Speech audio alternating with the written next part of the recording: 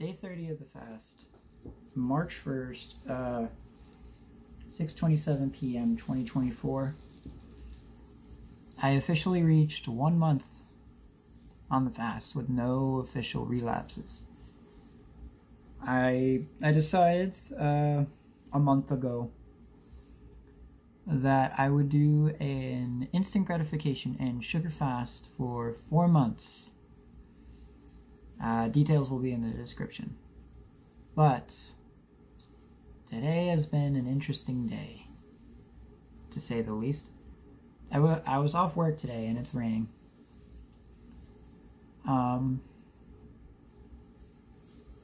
But I noticed something weird today.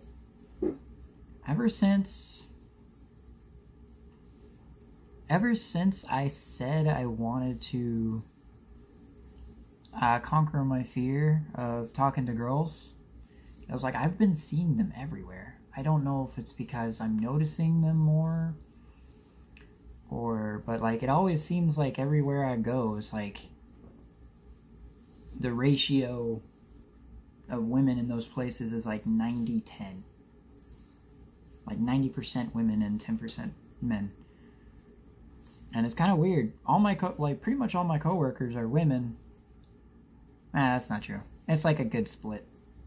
But most of the time, I end up with mostly women around me at work. And then the guys leave a little bit earlier, except for a select few.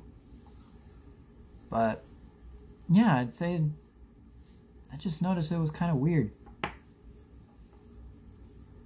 I did say that, like, day 30 I would go to my favorite restaurant and get something nice to celebrate a month. But fortunately, a big charge that I forgot about, my therapy subscription, as ironic as that is, hit me and took out most of my money. I had just enough to get a latte and a snack at a coffee shop. So I went and did a little bit of cafe drawing. I don't have my sketchbook near me, unfortunately. Otherwise I would show you. But, nah, give me a minute. I'll be right back.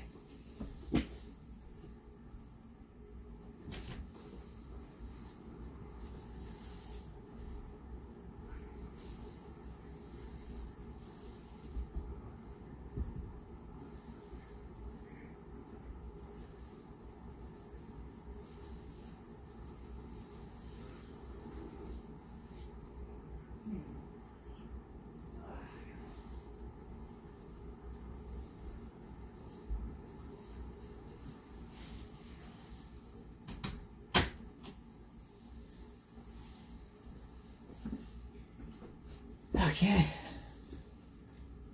No. Okay. Nuno does not want to participate today. Let me find the page. It's almost time for me to get a new sketchbook. But yeah, as I said, I was doing some cafe drawing. Starting from there.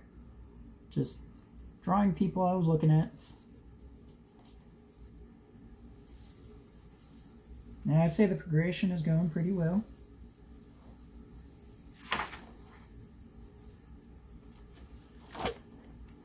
Did take a break from the thing I was frustrated from. I'm gonna get back to that.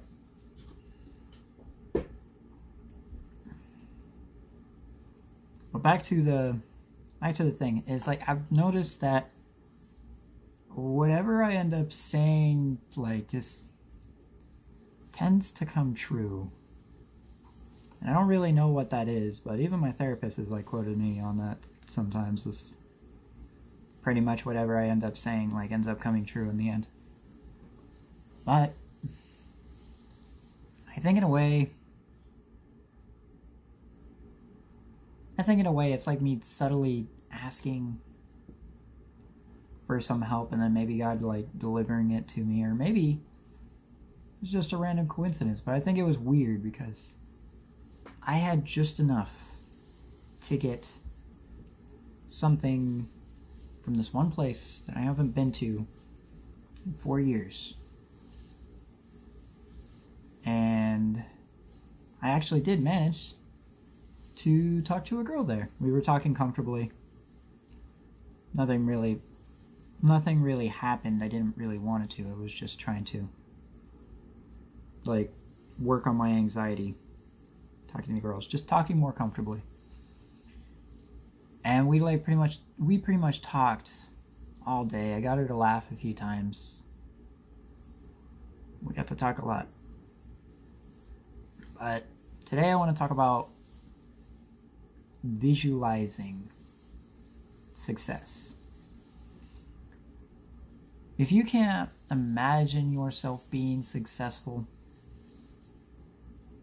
then chances are you won't be. You'll get discouraged at some point and you'll stop coming back to it, whatever. I used to have this problem all the time, which is why I'm just now getting into the drawing. But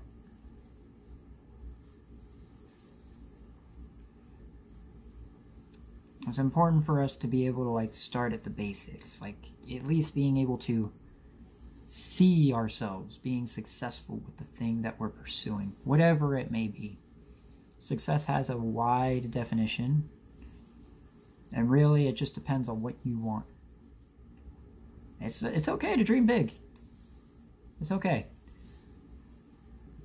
But I would warn you that, like, dreaming big, you would have to, like, also dream up smaller successes as well. You got to be able to enjoy the journey up to the result. And in a way, the result has to be somewhat infinite. Because a lot of people run into the problem where they'll reach it, and then they don't know where to go from there. So they'll have to create another goal.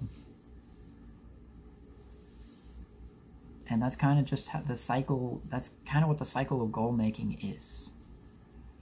You just got to keep coming up with ways, be victorious, improve, never ever stagnate, ever. You know?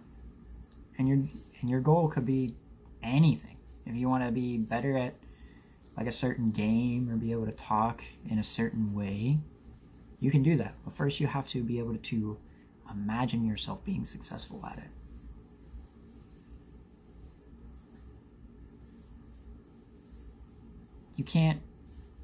You can't drive towards success if you don't even know what it looks like. Do you know what success for you would actually look like? I've thought about it. I've thought about what success looks like for me. And, well, here it is.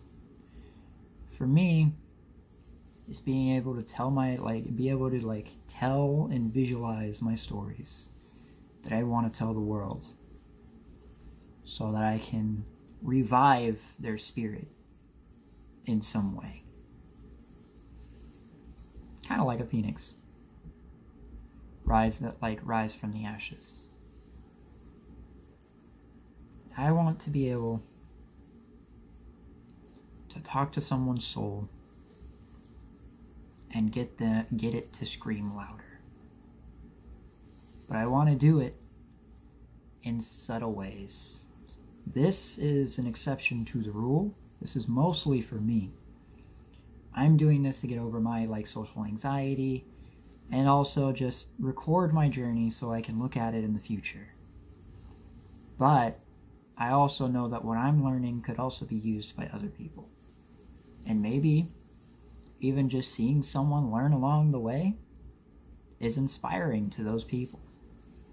Because I said in a previous video that you need role models to look up to. And if you can't go to, like, look at the extreme and not be able, like, extreme without feeling discouraged, then you got to find somebody who's a little bit above.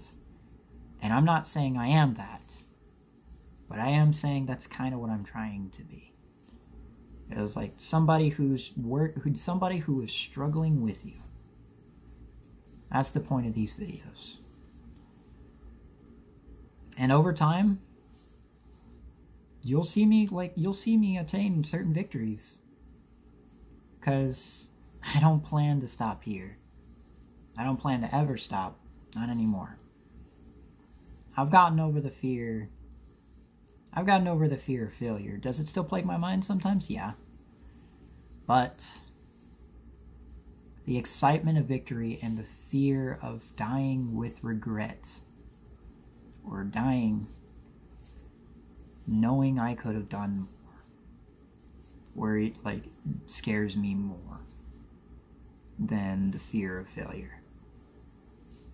I've gotten to the point where I don't care how many people see my messages or stories, as long as it helps at least one person rise from the ashes. That is what I'm trying to do. So, my brothers and sisters in Christ, I ask you, what does success look like for you?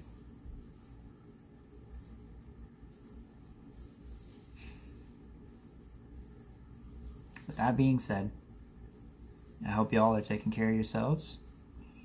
May God bless you in your endeavors.